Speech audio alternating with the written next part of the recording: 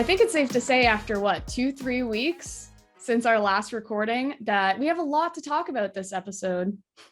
Adventures in Florida, and something I'm very happy about is much more Florida-like weather in Florida while I was there. Yes, there was one day when I was in Daytona that was just stark cold, and that was the Xfinity race. If you look back at photos I took and even video, the truck race on Friday was just oh yeah, you're in a sweater, and people were in t-shirts and shorts. And then you look at Saturday, and that was a earlier race, and everyone's in parkas and pants and wrapped in blankets. It was freezing that day. Yes. And in St. Petersburg for the IndyCar opener at the Firestone Grand Prix of St. Petersburg, presented by RP Funding, because that's the full name of the event that I read probably 1,500 times over the weekend. But it's okay. It was a great event. And there were actually days of record warm temperatures. So yeah, it was really warm. It was really hot, but it was great that we both got to go and enjoy some at the track racing action, which is always the best thing. Yes, kicking off the 2022 season with a bang. I almost said 2020 season. Gosh, that was forever ago. But yeah, kicking off the 2022 season with a bang. We've covered both NASCAR and IndyCar season openers. And we've got a lot to talk about coming up this episode, from places we ate to the nice warm weather and what we did, and those awesome next gen cars. Oh my gosh, they were just beautiful. I was going to say that we're, a couple races in now with the next gen car. And whenever you introduce something this dramatically new, nothing is ever going to work 100% perfectly every time. But I think so far, I think everybody's pretty pleased with how the cars look, how they sound, and how they race. They're a challenge to race for drivers, which I think is a great thing, because it shouldn't be easy to drive a race car. No, it shouldn't. It's like any other sport. You have to change it up from time to time. Otherwise it gets, as we said before, stale, and you have to make things different eventually. But I would say I think the biggest challenge at Daytona, especially in the Cup race, was those tires. It seemed to be anytime someone got in a wreck, I think it was it was Bowman, got in a wreck, and he just got stuck because those tires do not have an inner liner anymore. So when they go flat, you're stuck. You cannot, Bowman got stuck in the grass and he just couldn't move out of it. And but this is the kind of thing I'm thinking about. It's okay, so this is an issue, but that's not an issue with the car itself in terms of racing and how it performs and stuff. This is a logistics issue of how to get the car off the track as quickly and efficiently as possible. Can you not run inner liners? Okay, well, then maybe we need to come up with another sort of solution and find a way to get cars moving and and allow them to get back to pit road or whatever. But this is a minor hiccup as I see it. I disagree completely with those that are moaning and whining about it on social channels. It's ridiculous. This is a minor hiccup that'll get fixed and no problem. It's a lot of people don't understand. This at that point was the third race on those tires. So it's normal to have hiccups. It's we're probably going to see more hiccups throughout the year in a lot of different areas. And it's just the part of growing and changing in any aspect is you're going to have hiccups.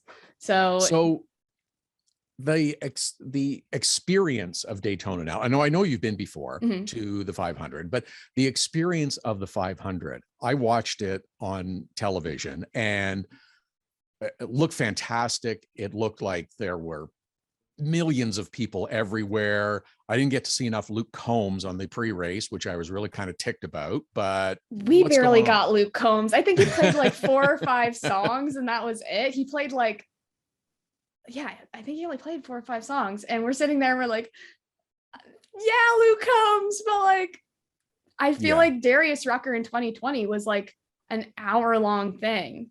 And then, but yeah, this time it was just Luke Combs. It was just yep, 5 songs and he's gone. And it was all right, this is hype. Now we're really, really hyped for it. But I wish we had gotten that pre-race entertainment a little bit longer. But I mean, to hear you guys barely got it as well. It's and there was 5 songs. So you guys maybe got 3? Not even. So, Oh no. but that's okay. It's part of the festival, the excitement that is the Daytona 500, and it was great. The racing was good. It was the weather was great. It was fun. It was exciting. Had a dramatic ending with Austin Cindric coming up with a win. It was storybook. It didn't rain once. It's not me, guys. It's official. It Okay. didn't rain once. I think we got a little sprinkle heading to like a sun sprinkle too. There was barely a cloud in the sky. My friend and I are in the car and it's like raining on our windshield. And we're like, where is this coming from? And it lasted 5 minutes. That's all I saw of the rain the entire time. I'm not the rain curse. It's official. Yay. That's just Florida rain. That happens all the time. You get these little sprinkles there. It's no big deal. So let's get to the important stuff now about the 500. The experience was great, and Xfinity and truck and everything was all good. Tell me about the food.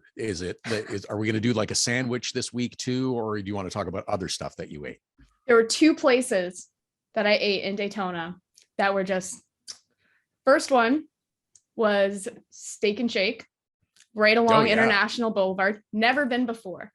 Oh, so good. Even Cindric went there after he won.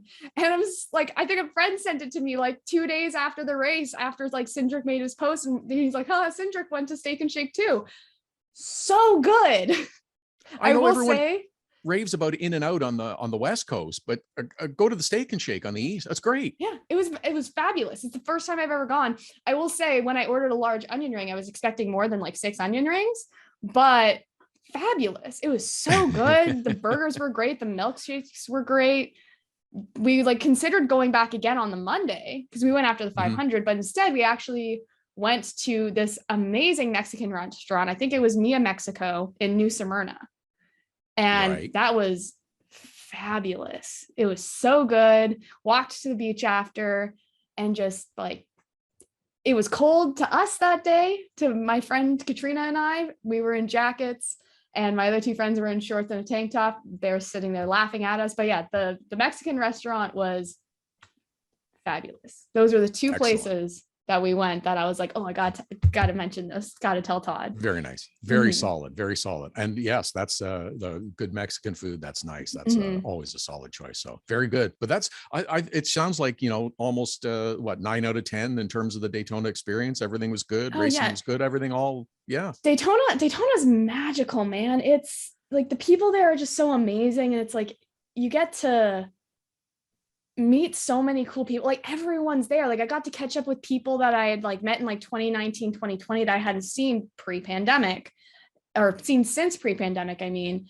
and get to meet new people. I met Matthew Dillner, the producer of Lost Speedways, and that works with on the Dale Jr. Download. Super stand-up guy. He knew so much about Canadian motorsports. I was shocked. He knew the NASCAR Pinty series. We talked about Jukasa closing. Like we talked about GP3R. He just knew so much about it. And it was like, whoa, like it's crazy to see like this guy that's huge in like NASCAR Cup, like NASCAR Cup garage and NASCAR Cup area, knows so much about Canadian motorsports. So he was just a stand-up guy. But yeah, like I said, Daytona is magical, and as you can see, I'm obsessed with it. Yeah, the background is nice. I was wondering if you were going to step up the game of the background this weekend. So I think it's nice that we both have photos from our time at our season opening. This wasn't coordinated whatsoever. No, completely unplanned, which is great. And it's nice that you mentioned too that you get to meet different people and get reacquainted with some folks that you maybe haven't seen for a little while and stuff too. Because there's the similar thing in St. Pete when I was there just last week. It's just you see some people that you haven't seen for a while and get reconnected. And I think that's what we're going to experience a lot of this year as things are opening up. And I think that attendance is going to be huge at events. I think that there are promoters and managers that are going to be very happy with advanced ticket sales and results of people coming to events, because we've been locked up for a couple of years and everybody is ready to get out. Yeah, and especially those events that haven't happened in a couple of years, like St. Pete, like we're going to see in Toronto, the NASCAR Pinty's Western Swing. So many races that haven't seen any big ticket action in those 2 years, finally getting to come back and get those ticket sales back. Here's the thing with St. Pete that has changed. It got postponed to the end of the season, and then it was postponed and delayed a little bit last year. It wasn't the season opener. And this year's race is actually a couple of weeks earlier than it has been on the schedule. So I'll tell you a little bit of the backstory that I found out about Saturday before the Sunday race, which was an early start. The green flag was at 12:30. And we've been talking about it through the weekend. And I was the house PA announcer at the event. And they were saying, we have sold a lot of tickets for the race. I mean, we have really, really sold a lot of tickets, so much so that we are concerned people will not show up early enough and we're going to have a backlog at the gate. So let's please, all weekend, we wanted to remind people, get here early on Sunday, that the pre-race ceremony start early, and it's an early, like, get here early. They had an overwhelming response for ticket sales. Obviously, everyone is thrilled. The grandstands were packed. It was so exciting to see that many people on the grounds. It was really great to see, and just the racing was terrific in all the series too, not just the IndyCar series, but it was great throughout the weekend and a lot of fun. And I really think that this is a sign of how things are going to go this year. Daytona was the exact same, and it was the exact same consensus as well, where on Sunday there were so many VIP passes given out and like infield passes and like camping and grandstands sold out. Yeah. That they were worried they weren't going to have enough security guards for it. Right. And heading into the track. So on the Sunday, my friend and I that were both flying back Tuesday went and got our COVID tests. Right before we went to the track. So we actually drove to the track, dropped my friend off that was there for media, dropped him off, got it back to our Airbnb, got our COVID test, drove all the way back. And we like completely like avoided International Boulevard because we knew it was going to be hectic. And we came in the back way, which was way easier. Actually, it was way more like smoother than coming in all the way around and going in turn one. But it was packed. Like, it was so much more packed than it was in 2020, because I think in 2020 it sold out that weekend. And that was just because they announced Trump was coming, so many people bought up more tickets like to see Donald Trump. And this year it sold out, I think, 2 weeks before the event, like grandstand seating did. Like that. Yeah. And then the full infield was sold out too, if I recall. That's great. It was insane. Like, I will say pit road was a bit more manageable this year than it was in 2020. But yeah, the infield, what's it called? The ballpark area where the concert is and the driver intros are, was like packed, because they fence off that whole area around like the Daytona logo because they don't want people stepping on it. So you're actually really condensed like up onto the track and then like around like the stages and stuff. So you really have to walk around this like whole like not an acre, but like quarter acre of an area. It's big. And it was hot that day too. It was like, it wasn't humid, but it was hot. And I was so sunburned because you're just like standing on the track. What do you run normally? SPF 200? You're really fair skinned. Yeah, I didn't wear sunscreen this trip. I made mistakes. That's a rookie mistake. Come on. I had it in my bag the entire time, but it's like, I find when it's not humid out, you don't really feel it because the breeze was so nice the entire trip that it's like you're not feeling yourself burn. So, but back to the matter at hand of ticket sales and how crowded these events were. One of the friends I went to St. Pete as well. They extended their trip, and he said the grandstand seating for St. Pete was insane. Like, he compared it to the amount of space that you have on an airplane. That's pretty tight, huh? Yeah. That's pretty. But this is what I mean, is there were so many GA tickets, general admission tickets, and grandstand seats sold. And it was kind of, we're really running out of space. Their hospitality was basically sold out as well. And that's the cool part of my gig, is that I get to work up at the top of the grandstand, covered from the sun, and in the hospitality area. So it's so great. Nice. It is. The only tricky part is getting to the victory podium in a timely manner, because I have to run through all the crowds to try to get there. And they're standing at the rope line where the cars are coming in and out, and they're 7 or 8 people deep. So you have to wiggle your way through. But it's, these are not problems. It's just, these are logistics that you have to deal with. But it's, I mean, I have that problem at Toronto as well. Whenever we'd go, because I'd be in the fence line with the photographers, getting footage of the checker flag or the final lap or whatever to post. And I now have to go through 7, 8 like layers deep of people trying to get back. And I'm like, just in a photographer's thing, like photographer vest. And I remember, I think it was my first or second year at Toronto. So I was like walking in, and somebody actually like grabbed me and like pulled me through, because I was just this like super short photographer. This is before I worked for NASCAR, but I was this super short photographer, just getting like swallowed by this thing, this crowd trying to make it to victory lane. Yeah. The crowds can be whack at some of these tracks. Oh yes. And the fights that you have to go through to try to find your space to get the shot, or to get the interview that I've had to do a few times. The elbows come up, the stance widens to try to give yourself a bit of room. But St. Pete was great. Super kickoff event for IndyCar. I think the competition's going to be great this year. It was cool to see Scott McLaughlin win. How about Roger Penske in the early going? So it has his 85th birthday, the captain, and some guy named Austin Cindric wins at Daytona.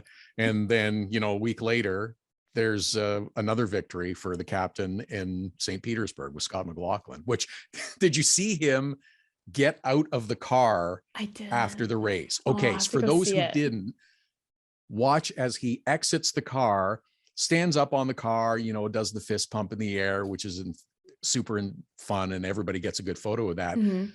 Then he decided he was really excited and jumped up into the air, thrusting his fist into the air, which looks great, except he didn't stick the landing, and he wound up falling on the ground. He was still wearing his helmet, fortunately. Oh, but thank God. It's not surprising to see drivers do that, because it just gives you a sense of how physically taxing it is to be in those cars for a couple of hours. But that's the weakness in your leg. This is an exaggerated version, but it's like an astronaut who's been at the space station for a few months and then comes back to Earth, as they're all wobbly legs. They don't work properly. So he didn't quite stick the landing, but still great celebration and enthusiasm. Yeah. It always blew my mind seeing drivers get out of the car in NASCAR and do flips. Yeah. And I was like, how are you doing that? Like, I can't imagine constantly shifting with my feet for 4 hours in heat, going like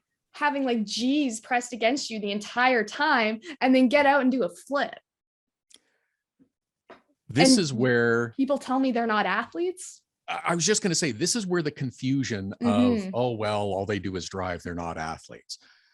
It's way more involved than that.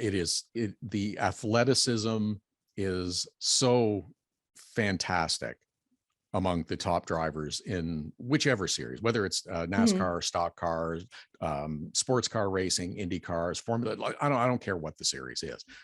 Those drivers are 100% athletes. And if you see any of them in person up close, you can really see how hard they work and how hard they train, because of not the big muscular, strong muscle definition, but they're more like, I don't know, would you describe them as like thoroughbred racehorses, like really strong, lean. Yeah.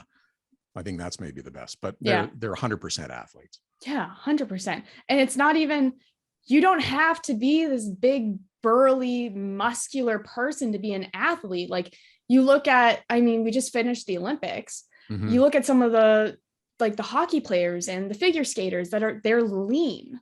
They're not bulky, they're lean. They have all this muscle definition, and that allows them to go super fast. but it's also all mental as well. It's like, Right. it's such a mental game to be in sports too. Very much so. Very much so. And, you know, the quickness and dexterity, finesse part of it as well, subtle skills of driving technique, as well as, you know, being able to muscle cars when you need to. There's so many different layers to it. But yeah, I don't know. It still puzzles me that some don't really perceive them as, oh, they're really athletes. Yeah, they really are. Like, have you seen their reaction time on the track? Right. It's like they're constantly in the gym, not just doing strength training, but you see so many drivers post their fitness routines and their like gym routines. Like, I know Julia Landauer did it for a long time. I know Haley Deegan does it. I know Bubba Wallace also does it. And like, they'll share parts of their workout routines. And so many of them I see on this little like balance board. And they're having like, I think Ricky Stenhouse posted one this week as well, where they're having to like throw things up in the air, throw another thing and then catch it to like focus on their balance and work on their reaction time and their like coordination. Because, and that's again, all the mental part of it as well. It's like, it's so important, especially in racing. It's exhausting just to think about that, let alone, see, I would just much rather, you guys go to the gym and spend an hour or two there. I'll find someplace good to eat and, you know, and deal with it that way. Oh yeah, it definitely is. Oh, I did go for a run while I was in Daytona, by the way. On the beach. Oh, good for you. On the beach. Yes. Yeah. I avoid running at every opportunity. You know that. So I do not care to run. I will if I have to, but only if I really have to. You know, someone chasing me with a weapon, a fire in turn 4. If there's a severe incident that I have to get to, or an important incident I have to get to at the racetrack when you're reporting, I'll do that. But I avoid running at every opportunity. Do you count your steps when you're at the racetrack? I never have, and I'll tell you why. It's like, I don't want to know. I never want to know, because I can only imagine that the number of miles or kilometers walked on a race weekend is absolutely enormous, especially on a big track like Daytona that you have in the background, or one of the city streets like St. Pete. The number of steps is absolutely outrageous. I'll hear people talking about it, and there's like, oh yeah, I'm at 20,000 steps today, or 22,000 steps today, which is a phenomenal number. And I'm thinking, if I counted, I would probably be even exceed that. I don't even want to know, but it's a lot of steps. Mine in Daytona were, my lowest I think was 14,000, and that was on qualifying day, so that was the Wednesday. Right. My highest was Saturday, so the Xfinity race, and that was over 25,000, which is like 16 kilometers. Like, it's insane. And that's a regular race weekend day. I think that's, give or take a few thousand. That's a typical day for you and me. Yeah, I think at an oval, it's maybe more around like 15,000, because you're not going that far. And like, sometimes for me, at least, like, I plant myself in one spot, and you're usually infield as well at the ovals. Right. But places like Toronto, GP3R, CTMP, not so much, because we usually drive around because that track is massive and like super spread out. But definitely Toronto and GP3R, I log a lot of steps there. Understandably so. Okay, so do you want to hear about where I ate on the weekend? Yes, that was my next question. I saw you posted a picture of pancakes today. They look fantastic. We're recording this on Pancake Tuesday, and that's why I posted the picture of the blueberry pancakes from Crave Restaurant in Fort Myers, which is not far from where I live. I did not make it there this weekend because it's a couple of hours away from St. Pete. But if you were ever in the Fort Myers vicinity, go to Crave and eat the blueberry pancakes. They are absolutely the best pancakes in the world. I stumbled on it. I read a review that, hey, the pancakes here are really good. We went, tried it, and that was 9 years ago, and have been going ever since. They are absolute heaven.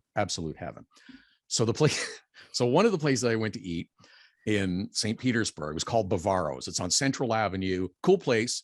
Same thing, read a review, thought, oh, this is great. Pizza, Italian food, really good. So I went there on the Thursday night with a couple of others from the Green Savory Racing Promotions Group. We had a nice little meal there, and kind of caught up and talked about things for the weekend coming up, ate some pasta. It was really good. And then it was Friday night. It was a long day at the track. It was about 7:30 at night. And I was finally leaving, and I think I just want something real fast. So I called, and ordered some pizza, and I was just going to stop and pick it up. Now, if you're not familiar with downtown St. Pete, it's a great spot. So many different restaurants and places and stuff, but it's also super busy, and parking can be a real challenge.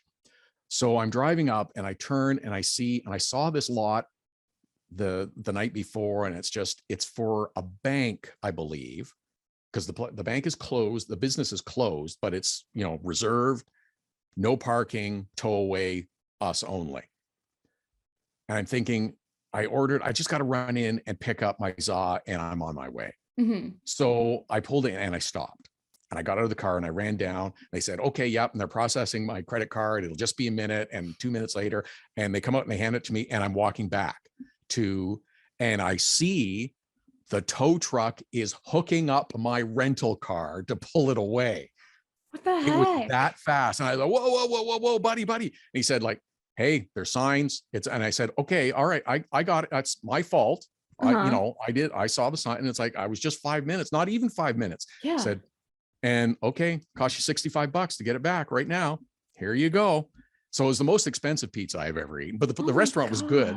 But yeah, and so I was talking to the guy afterwards. I said, so what's the deal? Like, I'm not mad at you or anything. It was my fault. And he said, we have an agreement with this and a few other lots as we patrol them. And if we see someone there, they hook them up and they're gone. So I ended up lucky that it only cost me $65 because I saw them in the process. And otherwise it would have been a lot more expensive and a lot more inconvenient. So, but ours is good. Just don't park in that little lot that says no parking, tow away zone. That's insane. There you go. I mean, like, they must have had a lot of issues with that lot before, of people just parking and staying there for long periods of time. I'm thinking so, but it just seems funny though, that if the business itself, okay, I get it during your office hours, but in the evening at 7:30 at night when you're not closed, do you really need to strictly enforce it like that? I think you build a lot of goodwill by letting people, okay, outside of our hours, we'll let it go. It also helps a lot of the businesses in the area as well. Right. Because then it's like, where else would you have parked to go grab your pizza? Well, yeah, I would have had to park, 5 blocks away or something, because anyhow, so that was my adventure in St. Pete. Fortunately, my rental car did not go away with me not in it. So gosh, well, at least the pizza was good. We also ordered pizza while we were in Daytona. I think it was like something Sicily, down on Atlantic Avenue, right at like, not International Boulevard. I can't remember the other one. I know the intersection. I know where you mean. I know it's right. Do you know the Cruising Cafe? Yes, right where you can get down right onto the beach from there, if I remember correctly. Yeah, I know the place, and the pizza is really good. It's so good. It was like, we were checking everywhere, and it was like, we called Domino's, and like Domino's was like all the way out of the way, like north. No, and we're go like, to this place. Yeah, so much better. It was probably around the same price too. It was way better. Okay. So we've gotten our season started now. We've both been to Florida, and we're anxious to keep going to more races. Do you have a race or two that you're looking forward to this year? I've got 8 races. That's all. That's all. That's all. Give me one or two. That's all. We can. All right. It's not a list. It's one or two. F1 weekend in Montreal. I'm so excited to see that back. Yes. I went in 2019, and it was just amazing. The friends I went to Daytona with we're all gonna try and go. And that's supposed to be the weekend before the TBA event for NPS. So it's gonna be a nice little tight squeeze in there, but I'm gonna make it work. I gotta do it. It's like, I gotta do one of each event again this year. I'm gonna do IMSA, and I'm gonna do NASCAR Cup, and I'll do obviously NASCAR Pinties, and then F1 IndyCar. Gotta do them all. Nice. Gotta collect them all. Next one, man, I have my list next to me, by the way. Post the list on the social. Yeah, we'll post our lists on social. That's a good idea. There you go. Our full list. There's so many that are like coming back in Pinties that I'm excited for. That's what I'm looking. I was going to say Toronto is one of mine, because the Honda Indy Toronto hasn't been there for 2 years. I can give you a little bit of info to say things are very much on track for a successful return to Toronto. I can't say more than that, but I will say that things are very much on track for a successful return to Toronto right now. Well, as of today, yes, vaccine passports are no longer a thing of the past in Ontario, and capacity limits are now gone on sporting events. So, as I say, things are very much on track for a successful return to Toronto, and IndyCar wants the return to have a very big return. And I think that people are going to come to this event and really welcome it back. Pinty's will be racing as part of that on the Friday. They're the feature event on Friday, which is tremendous. And I think that's going to be a great event. And I'm also, the other one I'm looking forward to is GP3R, because it was back last year, but it was capacity was limited. And I want to see the throngs of people and the jam-packed autograph session, which is unlike so many others. It is just fantastic, the support at that event. That's an aspect in all areas. I saw it in Florida where it's like people, like they had the autograph signing in the garages at Daytona, and people that were in the garage area going up to drivers still. But that's one thing we haven't seen since 2019 in Pinty's has been the autograph sessions. They weren't back last year. Well, obviously, like last year, COVID was still very much a thing. But this year I'm really hoping to see them back, because it's always so cool to see the fans interact with the drivers and have those connections, because that's how you make fans, is you bring kids to the track, they meet these really cool drivers, they start following those drivers, they start following racing, and it builds from there.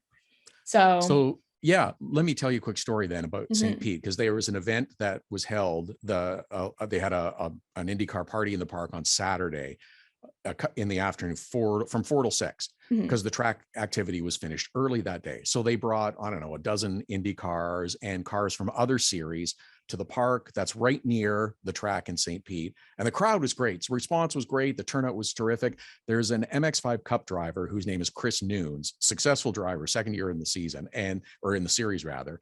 And I did a little Q&A with him, and he was just, he wants to bring people into racing and help and promote and grow. And he said, my car is over there. There's some kids that want to get it. Like, come on over. I'll put you in the car. And there's some social posts that he's put up with him and the kids in the cars, and they are now fans for life. And it's just, it's so wonderful when drivers and teams and fans all participate in this way.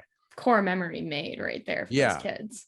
It's like 100%. Those kids that could have inspired new race car drivers, that could have inspired new media, that could have inspired. A really interesting aspect at Daytona that I wanted to mention was the friend of mine that I went with, Jordan Buster, used to sim race as a kid, and like when he was younger, and he ran into so many people that he sim raced with growing up at the track that he never met before. And so many of them are now involved in iRacing on like journalist sides and like broadcast sides, and like they're all involved in the media of NASCAR now. So it was really cool to kind of see that aspect of these kids that grew up as sim racers racing online now transition into being like the new, I don't want to say new foundation for like NASCAR, but like the new blood into it. And that's what you're always looking for, and you always need new fans. You always need new outlets to cover it, whether it's media online or traditional. You always have to keep looking for new opportunities and to bring new people into it. So I think that's great. Those are the cool stories that you like hearing about. Yeah. So you said the two events you're excited for are Honda Indy and GP3R, both Pinty's events, surprisingly. Well, not surprising to me, because you and I both have a passion for that series, but they're both great events. I mean, I grew up with the Toronto Indy. It was Molson at the time, but it's a Honda Indy Toronto now. And GP3R, every year I've gone, it has always been one of my favorite events to go to each year. Yeah. I definitely for that event want to see more downtown Trois Rivières action. It was there this year, but like they had fireworks in like 4 different spots around Trois Rivières last year. Not they the didn't same have magnitude. It. Yeah. They didn't have the stage downtown. They had the intersections blocked off and stuff still, but there was no there's no like Ferris wheel. There was no Right. like grandstands to like they didn't have like the fireworks spectacular. Fans weren't allowed in the garages or on the paddock or on pit road pre-race. So it was like you were missing a vital part to the adrenaline of that race last year. It was still reminiscent of it, but it wasn't the one you and I had come to love. And I'm looking forward to that being back this year because, and especially with, as you mentioned, Pinty series, there's so much good news that's happening in that series right now with drivers and teams that are coming in. I think the car counts are going to be fantastic this year. Oh my gosh, and yeah. I'm super excited about it. Yeah, there's always the drivers that you can really expect to come back this like each year, like Kevin Lacroix, DJ Kennington, obviously LP Dumoulin after winning the championship, Alex Tagliani. You can really usually expect them to come back year after year. But to hear that Brandon Watson's running full time now, I was expecting it because he ran so well last season and like almost got a win. So I was like expecting him to like move up into Pinty's, but awesome to hear he got a full-time ride. Bergeron, Jean-Philippe Bergeron kind of got lost in the mix a bit. They announced it on 500 day, so it kind of got lost in there, but super awesome to see another French team join the mix. So am I missing any drivers that recently? Brian Cathcart is going to come back and race as well, which is who is absolutely the most wonderful guy and has quietly been an enormous supporter of so many teams in NASCAR Pinty series. And it's great that he's going to come back and run events and be part of the series again too. So I think this is going to be a really fun year. It's going to be amazing. But I haven't said my second race that I'm really excited for. I can't decide. There's just so many, but I think, and some of them on here are ones that I'm like not 100% sure I'm going to, but I want to go to. I think I'm going to say Watkins Glen. I think I'm going to say it. I've never been. It's the weekend before Oshweekend. So I'm like, maybe I'll go. But it's so close to home that it's like I could just drive down for the Sunday and it'd be fine. I don't have to do the whole weekend. So we'll see. I also had Oshweekend on it because that race is going to be phenomenal for Pinty's. And then like IMSA at CTMP is back as well. Yeah. They haven't been back in the last couple of years. So I'm excited to perhaps go see that because that's Canada Day weekend and we don't race that weekend. So, and that's a great event too. That will, again, like we have seen early on, crowds are going to be there. Capacity is not going to be an issue anymore this summer, I'm expecting. So I'm looking forward to a great summer of racing, and I'm glad that it's already underway in so many areas. Oh my gosh. We've officially had the kickoff. F1 should be starting in the next month as well, which will be awesome to see. They announced that season 4 of Drive to Survive is coming out on the 11th, I believe. So love to watch that. You mentioned you haven't seen the Bubba Wallace documentary on Netflix though. Hadn't had a chance to watch it yet. I will before. Okay, how about this? We'll do Netflix reviews on our next episode in a couple weeks. So I'll watch the Bubba Wallace, which I haven't had a chance because I was so busy getting ready for St. Pete. I'll watch that, and hopefully we'll be able to touch on the Drive to Survive, and we'll talk a bit about that and other stuff. How's that? Yes, I watched it on the plane back from Daytona, and there was a couple episodes there that I was like practically in tears on the plane watching it. So it was we're going to fully review them next week, but I think it was fantastically done. That's my preface to it. There you go. There's a good tease. That's a good way to nice wrap little up. tease. And if you haven't and you want to follow along next episode, go watch it now. You have 2 weeks. There you go. Perfect. Okay. What do we need to, what else do we need before we finish? I think we covered all our topics. Oh, disclaimer. We have to do our disclaimer, right?